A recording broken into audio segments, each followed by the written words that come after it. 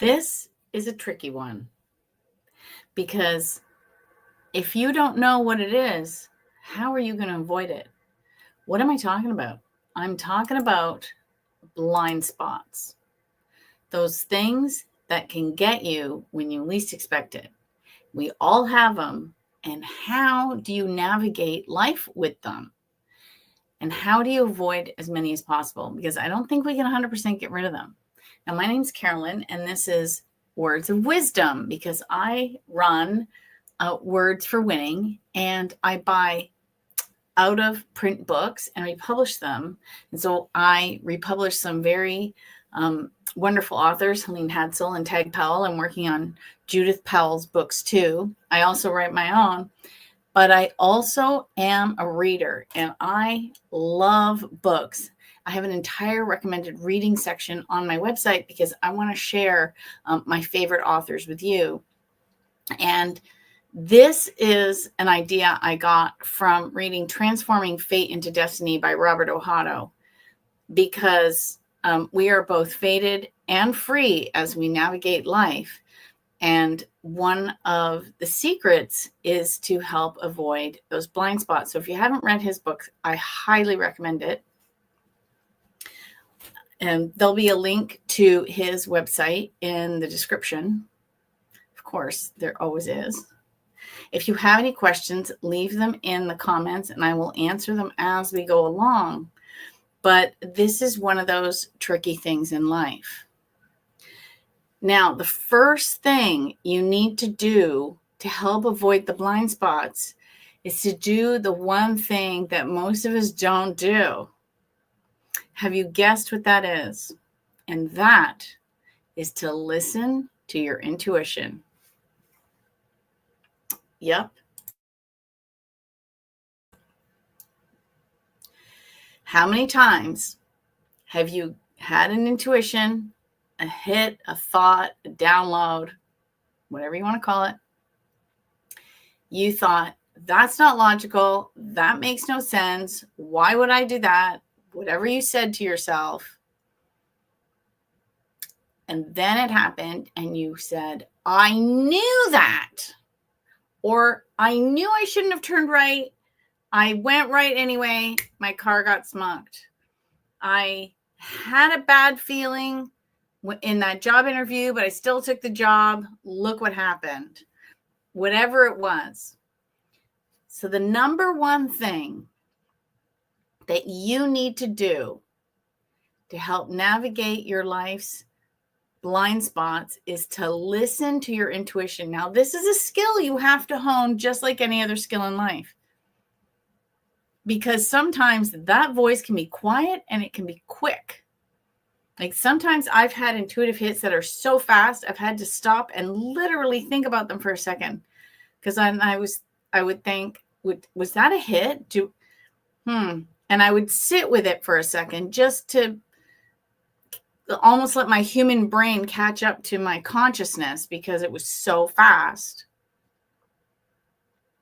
I don't know if you've ever had that kind of an experience.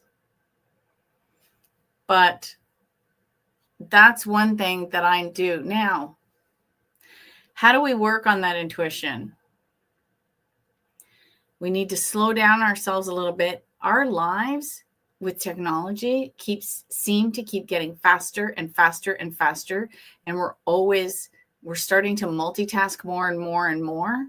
You know, listening to a podcast while you go for a walk, you know, watching a video while you're folding the laundry. Like we don't do things singularly anymore. And maybe that's something we can do a little bit more is put the phone away. Just breathe, just listen. Just be with yourself and see what comes in. Talk to nature as you go for that walk. Say hi to the trees. Give them a hug. Get connected to yourself and your breath and the earth. When I garden in the summer, a lot of times I wear flip-flops outside, you know, because I don't want to be walking on the hot pavement or the driveway or the gravel when I'm going to the shed. But when I'm in the garden itself, I take those flip-flops off and I stand on the earth barefooted. So I'm really connected. And if you live in a warmer climate, we're starting to get a little bit chilly here. Still okay to stand on the ground, but it won't be for long. If you live in a climate that you can be barefoot, even if you just sat on a chair with your feet in the grass, that's connecting. So anything you can do to help you listen to that little inner voice is really good. Another way that you can help avoid the blind spots, and it's something a lot of us don't do as often as we should, is to meditate. It's like going to the gym. You should. You always feel better when you do it. It kind of sucks when you're in the middle of it or getting there. Once you get there and you're going, it's okay. And then afterwards, you're like, oh, it was so good. I'm so glad I came to the gym. Same with meditation. You just start. And once you get it going, you'll be fine. It's just like the gym. You go, you pay for that membership, you go. We paid for the membership to come here. So you need to meditate to help avoid those blind spots. And how does the meditation help you avoid those blind spots? Well, sometimes, like if you've taken the Silva method, it's one of my favorite techniques. And actually, a lot of the great teachers, I must do a video on this. A lot of the great teachers took the Silva method as part of their path to becoming, a personal development or growth teacher, transformational teacher. Like Wayne Dyer took it. Joe Dispenza took it. Helene Hadsel took it. Tag Powell took it. I've taken it. And some of them were instructors, like at Mind Valley. Vishen Lakhiani took it. Bert Goldman was an instructor. Vishen's instructor. Tag was an instructor. Helene was Jose's assistant. It's a really good system. And it's organized in such a way that you learn to meditate and use techniques, but it also helps you get answers. And so if you're having a problem, you can help resolve it in the meditation, which would in turn help you to avoid the blind spot. So if you're struggling with a decision, for example, and you go into your meditation and you do one of the Silva techniques, say, for example, the glass of water or the mirror of the mind, one of those techniques, and you do one of those techniques, and you say, hey, I loved this job interview. There was something that was a little off. I don't know if it's just me because I was nervous. I was nervous in the interview. I'm not 100% sure. Show me some signs that this is the right path, or I should be going in another direction. And you'll get answers. Helene was always great at waiting for 3 responses to a question. So the third way that you can help avoid blind spots is to wait for 3 answers when working on a decision. So for example, in her book, Confessions of an 83-Year-Old Sage, the one behind me, when she, in her meditation, got a message that she was to go to Peru by a certain date, she thought, well, that's crazy because I've already got plans. I'm going to Sedona with my friends. She already had plans. And so she said to the universe, basically, if I'm meant to go to Peru, show me some clear signs. And she always wanted 3. She liked things in 3s. So she wanted 3 clear signs that she was to go to Peru. So that morning over coffee, she talked to her husband about it. And he said, well, that's when he reminded her she needed 3 signs. The mail came, and the lady that she was supposed to stay with ended up canceling because her sister had become ill and she needed to take care of her. So they were sign 1. And no, I apologize. The first sign she got was somebody phoned her and said, hey, I want you to come to Peru. I will put you up. I'll pay for your airfare. I'll put you up. You can stay with me. I'll take you around. We'll have guides, everything. But I need you to be here on this date to help out, exactly like she had in her meditation. And she thought, well, that's okay. There's the first sign. Second sign was she got a letter in the mail. Who she was supposed to stay with in Sedona canceled. Her husband said, well, that's 2. If you get a third, you got to go. Now, I'm embarrassed to say, I can't remember off the top of my head what the third sign was. But she had her third sign. And she's like, okay, I got to go to Peru. I don't agree with this. It doesn't feel right, whatnot. But everything started pointing in this direction. Now, had she ignored the 3 signs and said, no, you know what? I'm going to Arizona anyway. I'll just find another place to stay and it'll all work out. I'm pretty sure she would have had a bad time and something would have happened while she was there. And she would have thought, I should have gone to Peru.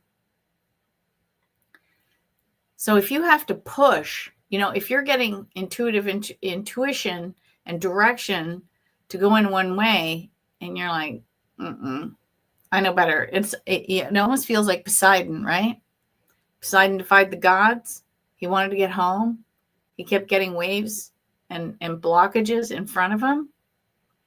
And he couldn't do it. Couldn't get home because he was defying the path that was kind of put up in front of him. So those are my 3 top tips onto how to avoid your blind spots. So again, let's go over it again because they're quite simple. Now, this is the other thing I think a lot of people find frustrating when they are learning from various teachers is that sometimes the messages seem too simple. But that's the point. It is. Right? We're all born with this fantastic internal guidance system right here that we need to listen to far more than we do.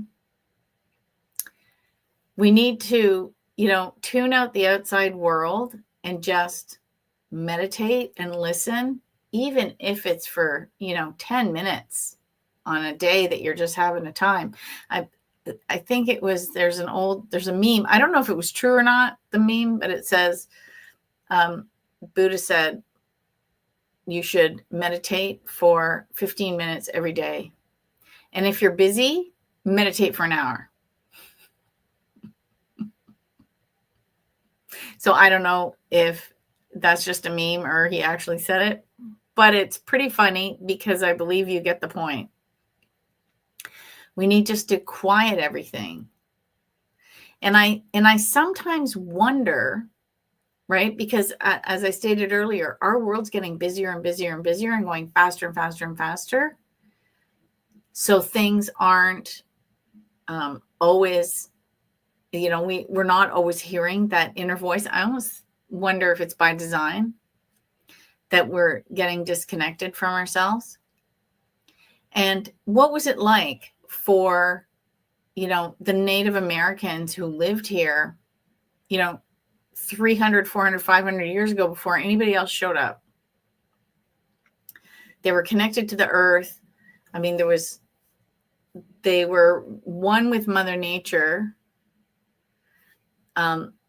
There's no technology of any kind. I mean, even if they wore moccasins, those are leather, they're still connected right to the earth.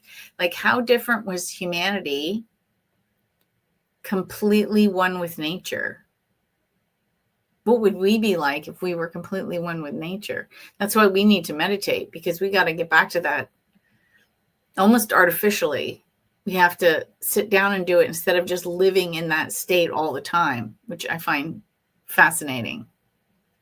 Right? So listen to your little voice, quiet everything down, meditate, and then look for the signs. It's almost like you're driving on a road, right? We're going through life, you're driving on a road, and you see a signpost because you want to get to Albuquerque. And there's the GPS is right here. So you check that internal system to make sure you're on the right road. And then to make sure you stay on the right road, because sometimes there's twists and turns, like life, right? Up and down, round and round, bends and twists. You see a signpost, Albuquerque, 250 miles. You're like, oh, okay, I'm on the right path. It's further ahead, but I'm in the right way. And you just keep looking for those signposts. And that's perfect for you to get to where you want to go. So I know it's not a long video today because it is so simple and the answers are so simple.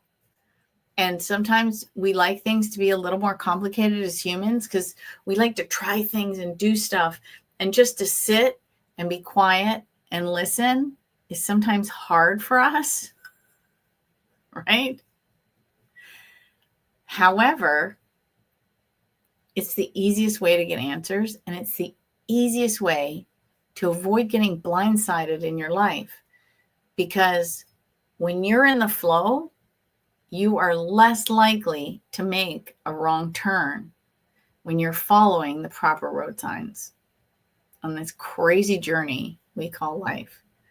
Now, I'm just going to see if anybody has any questions, and I don't see any questions for tonight.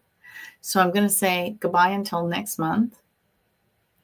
And there's always something new to learn when we get quiet and listen to that little voice inside, because it never steers us wrong.